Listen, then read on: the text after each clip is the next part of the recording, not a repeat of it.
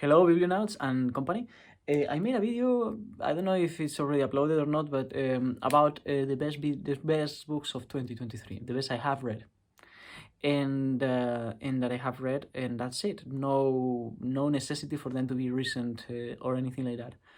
And I excluded three new releases that I have read that seem to be very very good and that other people agree with me. I am not a martyr. I don't read new releases generally. I tend to read old books that is not so risky to encounter bad books when you read older ones, because you have a lot of other things into place that filter out the bad ones.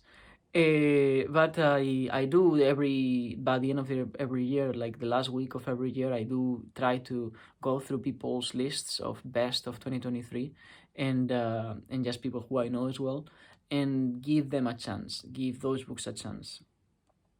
And I can safely say that these three books are some of the best that have been released on 2023. One is history, the other one is or nonfiction, the other one is science, pop science, and the other one is nonfiction. So nonfiction, history, and science, those which are my three favorite genres really.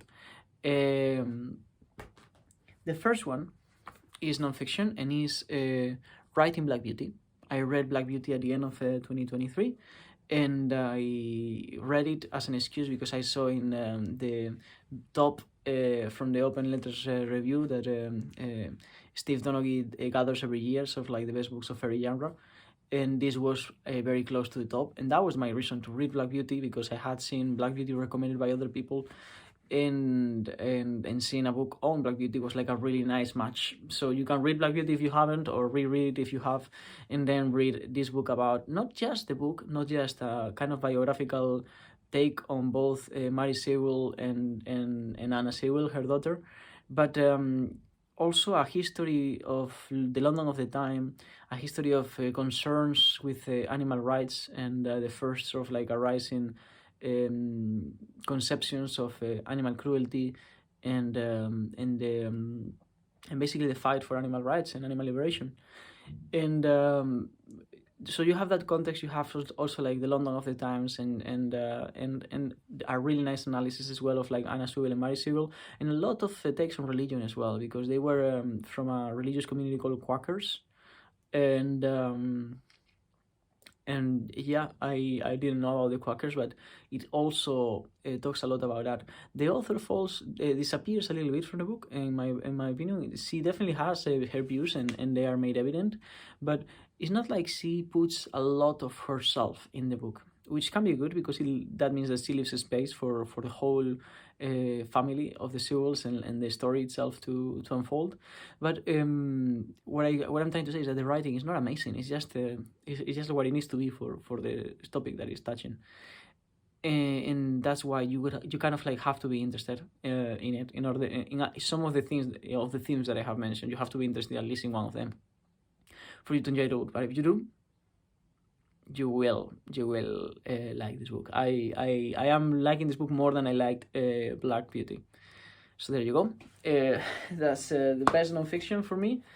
Then we have the history, and this is my reason why I haven't read it fully. It's very nice. It's a very nice special copy that I came across with signed by the author. There, Peter Frankopan. I know this book because of my partner in crime. She loves Frankopan. I think she learned about him through the Emergence magazine, which is a podcast and a magazine that she has a copy of somewhere in the house. And of course, then I also became acquainted with Peter Frankopan, and he wrote also the bestseller book on the Silk Roads, and this is a history of the world. And I have a sweet tooth for histories of the world that are one volume. I'm that kind of person. I have read quite a few, and I'm looking forward to read this one along, or right after, or right before The Dawn of Everything, which is a history of the world that I was planning to read at the end of the year. And I lost the book. I lost the book because I was running for my life, and I came back the next day and I couldn't find it. So yeah, history of the world, very climatically oriented, very oriented to the crises, ecological crisis and everything, as should be. And but yeah, you can trust. You can gauge your trust and put yourself into the hands of Peter Frankopan, and you will definitely enjoy this book. I'm sure already of that. And this is probably like the most, in some ways, subversive pop science book that there is. Planta Sapiens, about about many things. Paco Calvo has very, and Natalie Lawrence. Let's not forget Natalie Lawrence. I don't know what it means. What's the difference between with or and when it comes to this context literarily? Because sometimes if it were like someone and someone else, both names would be on the same size and they would have the same kind of significance. But here it says Paco Calvo with Natalie Lawrence, which sounds more like he wrote a book and she edited it or something. I don't know. Or maybe they wrote several different chapters. I didn't have a chance to actually check that. I have a bunch of notes and everything in this book. I don't know what they call it, bold and brave.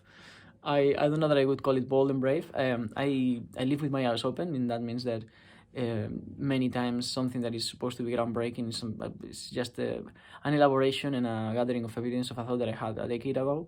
And this is a case of that. But I mean, if you haven't thought that animals have a capacity to cognize their world in a way that might be just as complex as that of animals, except that it might be a bit more subtle, less explicit or less easy to discern for us, then this book will surprise you. I was not surprised by the evidence here.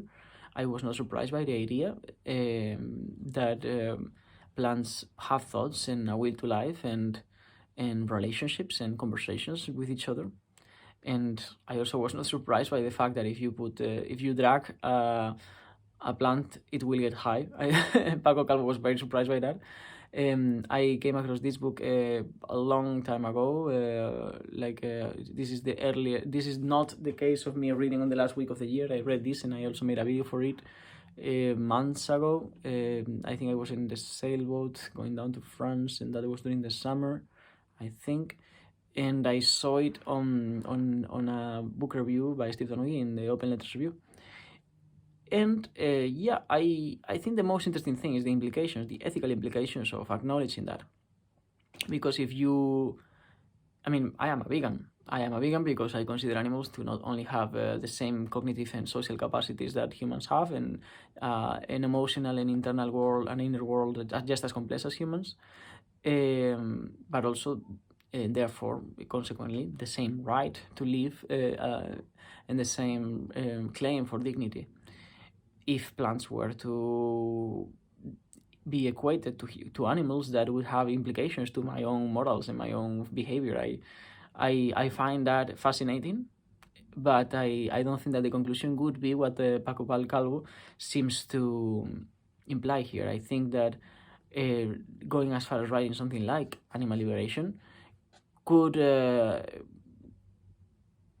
be definitely it could definitely be written with already the stuff that we have.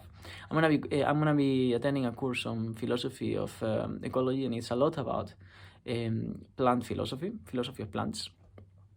So I will be much more able to tell you more about it then. But until now, I can only say that this is one of those books that very, very likely to blow your mind. It's also, the first of its kind in that sense. I don't know that there is any other books that scientifically conceive of the cognitive capacities of plants with the same consideration that Paco Calvo does, and that gather the same kind of evidence or anything equal to this. So super, super recommended. And those are my three favorite or the three best books published in 2023. I hope you liked it. Let me know which are yours, and I don't think I will read them until I see you consistently believing that they are good for a couple of years, because as I said, I'm not a martyr. I don't like taking big risks with my reading. Time is limited, and my capacity to read is great, but my capacity to read fast enough for those books to be, for me to take something like this, there has to be at least a couple dozen of people that tell me that this is amazing, or someone who I really trust, who put this over the sky.